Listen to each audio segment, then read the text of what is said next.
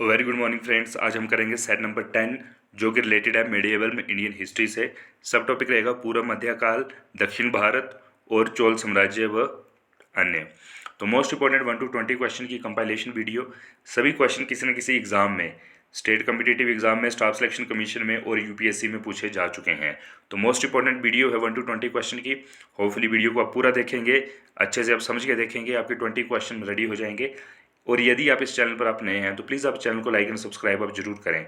यहाँ पर आपको Himachal Pradesh competitive exam multiple choice question का पूरा एक क्वेश्चनियर मिलेगा, प्लस आपको static GK, ancient Indian history, medieval Indian history, polity, geography, art and culture और जनरल साइंस, ऐसे वाइटल टॉपिक्स आपको मिलेंगे जो कि आपके किसी भी कॉम्पिटिटिव एग्जाम में, चाहे वो टेक्निकल हो चाहे वो नॉन टेक्निकल हो, 40 to 46% या 48% वेटेज के साथ अपेयर होंगे। तो सभी क्वेश्चन यहाँ इन वीडियो से आपके एग्जाम्स में अपेयर होने की फुल प्रोबेबिलिटी है। सभी क्वेश्चन एक वेटेज के साथ हैं, तो प्लीज़ आप चैनल को सब्सक्राइब आप जरूर कर लें। स्टार्ट करते हैं आज का फर्स्ट क्वेश्चन। आज का फर्स्ट क्वेश्चन है, चोल राज्य की राजधानी तंजौर को बनाने वाला कौन था? तो पहले तो आप देख लीजिए, चोल राज्य की राजधानी तंजौर भी रही है, और इस राजधानी को बनाने वाला कौन था? तो राइट आंसर है ऑप्शन फर्स्ट, विजयालय। आगे मूव करते हैं हम सेकंड क्वेश्चन। चोल राज्य का संस्थापक विजयालय पहले किसका सामंत था? देखिए, जो चोल राज्य का संस्थापक था वो था विजयालय, इस चीज़ को याद रखिए। और विजयालय ने ही चोल राज्य की राजधानी को तंजौर बनाया था, ठीक है। तो पहले विजयालय जो था वो सामंत था। सामंत किसी के पास सामंतगिरी करता था, तो कौन था? तो चोल राज्य का जो संस्थापक था विजयालय, वो पल्लव वंश का सामंत था। राइट आंसर हो जाएगा फर्स्ट, पल्लव। आगे मूव करते हैं थर्ड क्वेश्चन। पूर्व मध्य काल में विजयालय ने चोल राज्य की स्थापना कब की? तो देखिए, जो चोल राज्य की स्थापना हुई है विजयालय द्वारा, वो हुई है 846 ईस्वी में। तो ऑप्शन बी राइट हो जाएगा। आगे मूव करते हैं फोर्थ क्वेश्चन। फोर्थ क्वेश्चन में किस चोल शासक ने चिदम्बरम का प्रसिद्ध नटराज मंदिर का निर्माण करवाया? मोस्ट इंपॉर्टेंट क्वेश्चन है। तो जो नटराज मंदिर है वो चिदम्बरम में भी है, ठीक है। और इसका जो निर्माण है वो करवाया था प्रांतक फर्स्ट ने, यानी जो प्रांतक प्रथम था उसने नटराज मंदिर का निर्माण करवाया है चिदम्बरम में। इस चीज़ को ध्यान रखिएगा, इंपॉर्टेंट क्वेश्चन है। आगे मूव करते हैं फिफ्थ क्वेश्चन। अभिलेखों को ऐतिहासिक प्राकथन के साथ प्रारंभ करने की परंपरा का सूत्रपात किसने किया? तो जो अभिलेख हैं उनको ऐतिहासिक प्राकथन के साथ प्रारंभ करने की जो परंपरा है उसका सूत्रपात किया राजराजा प्रथम ने, ठीक है। इंपॉर्टेंट क्वेश्चन है ये भी, इसको भी ध्यान से समझ लीजिएगा। आगे मूव करते हैं सिक्स्थ क्वेश्चन। सिक्स्थ क्वेश्चन है, किस चोल शासक ने श्रीलंकाई शासक महिंद पंचम के समय में श्रीलंका पर आक्रमण कर उसकी राजधानी अनुराधापुर को नष्ट किया, वह उत्तरी श्रीलंका पर अधिकार कर लिया, ठीक है। तो राइट आंसर इसका अगेन फिर से राजराजा फर्स्ट है, ठीक है। तो जो राजराजा प्रथम थे, चोल शासक थे, और इन्होंने में श्रीलंकाई शासक महिंद पंचम के समय में श्रीलंका पर आक्रमण किया और उनकी राजधानी थी अनुराधापुर, उसको नष्ट किया और उत्तरी श्रीलंका पर अधिकार कर लिया। तो राइट आंसर ऑप्शन फर्स्ट हो जाएगा, राजराजा फर्स्ट। आगे मूव करते हैं सेवंथ क्वेश्चन। राजराजा फर्स्ट ने श्रीलंका के विजित प्रदेशों को मुडी चोल मंडलम के नाम से चोल साम्राज्य का एक प्रांत बनाया तथा मुंडी चोल देव की उपाधि धारण की। इस नए प्रांत की राजधानी किसे बनाया गया? तो अब देखिए, जब राजराजा फर्स्ट ने श्रीलंका पर आक्रमण किया और उसके एक हिस्से को जीत लिया, तो जो जीते हुए प्रदेश थे उनको मुडी चोल मंडलम के नाम से चोल साम्राज्य का एक प्रांत बना दिया और खुद को मुंडी चोल देव की उपाधि प्राप्त करवा ली। इस नए प्रांत जो मुडी चोल मंडलम था उसकी राजधानी बनाई गई पोलन्नरुवा, ठीक है। ऑप्शन बी राइट हो जाएगा आपका, पोलन्नरुवा, ठीक है। आगे मूव करते हैं आठवां क्वेश्चन। चोलों की पहली समुद्री विजय श्रीलंका विजय करने एवं नौसेना का गठन का श्रेय किसको जाता है? तो देखिए, जो चोल साम्राज्य था उनकी जो पहली समुद्री विजय थी, ठीक है, यानी श्रीलंका विजय, उसको प्राप्त करने के बाद उन्होंने नौसेना का भी गठन किया। तो इस सारी बातों का श्रेय जाता है राजराजा फर्स्ट को। एक तो उन्होंने श्रीलंका को जीत लिया, उसके एक हिस्से को, और अपनी में नौसेना नेवी का गठन भी कर दिया। तो राजराजा फर्स्ट आपका राइट आंसर हो जाएगा। आगे चलते हैं नाइन्थ क्वेश्चन। किस चोल शासक ने अपने यशस्वी विजयों का समापन मालद्वीप द्वीप समूह की विजय से किया? तो देखिए, अच्छा क्वेश्चन है। जो चोल शासक थे उनमें से राज राजा फर्स्ट जो थे, इन्होंने अपनी विजयों का समापन मालद्वीप समूह को जीतकर खत्म कर दिया। उसके बाद इनकी डेथ भी हो गई। ठीक है, तो एक क्वेश्चन अक्सर पूछा जाता है, मालद्वीप समूह को फर्स्ट और लास्ट बार किसने जीता था? तो राइट आंसर राज राजा फर्स्ट हो जाएगा। आगे मूव करते हैं।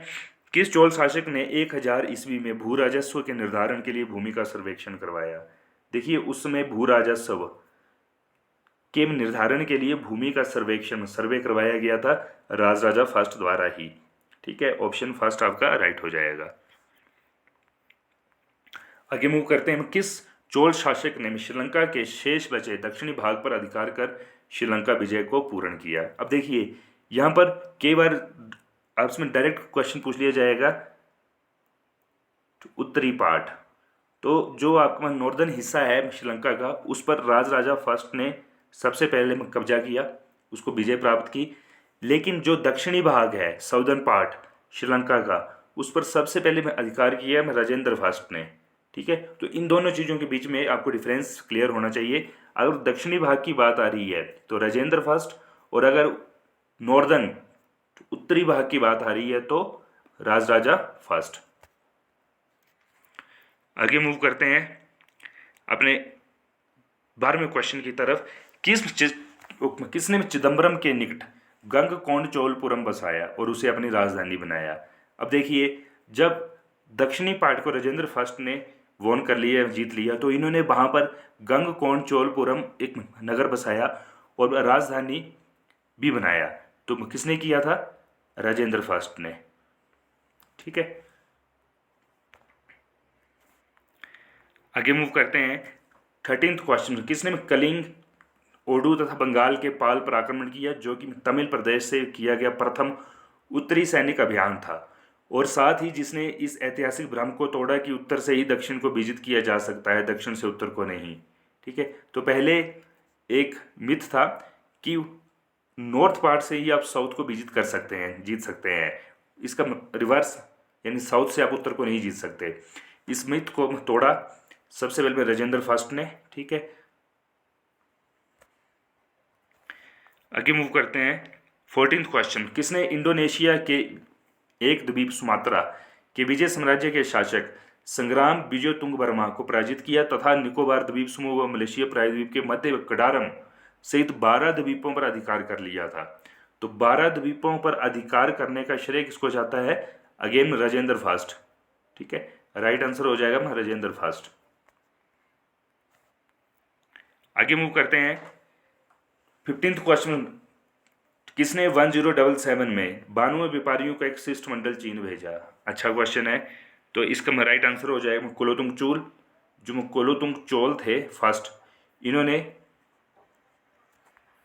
कितने 92 व्यापारियों का एक शिष्टमंडल चाइना भेजा था। ठीक है, तो राइट आंसर यहाँ पर हो जाएगा आपका कुलोतुंग चोल। ठीक है, ऑप्शन डी। अब चलते हैं 16th question, 4:1 question, most important question. आपको मैं 2 सूचनाएं दे रखी हैं, इनको आपको सुमेलित करना है। ठीक है, जो फर्स्ट है उसमें आपको एक रैंक बताया हुआ है और सेकंड में उसका काम बताया हुआ है।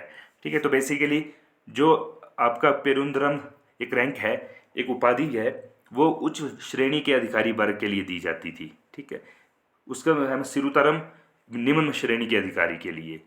उसके बाद है ओलियानेकम, ये दिया जाता था मुख्य सचिव को, और लास्ट आपका विद्याधिकारी, ये दिया जाता था आपका प्रेषण लिपिक को। ठीक है, तो इन दोनों को आप मैच कर सकते हैं। ठीक है, तो राइट आंसर यहाँ पर हो जाएगा आपका ऑप्शन फर्स्ट। आगे अगेन 17th क्वेश्चन, फिर से भी सूची है, 4:1 क्वेश्चन है, इंपॉर्टेंट क्वेश्चन है। ठीक है, सूचियों वाले क्वेश्चनों को पक्का कीजिए, स्ट्रेट फॉरवर्ड भी आ सकता है और 4 क्वेश्चन आपके एक ही क्वेश्चन में तैयार हो जाएंगे। तो सूची फर्स्ट में आपको बताया गया है चोलकालीन प्रशासकीय विभाजन, मंडलम, वलनाडु, नाडु और कुर्रम, और सूची 2 में बताया उसके भी समतुल्य।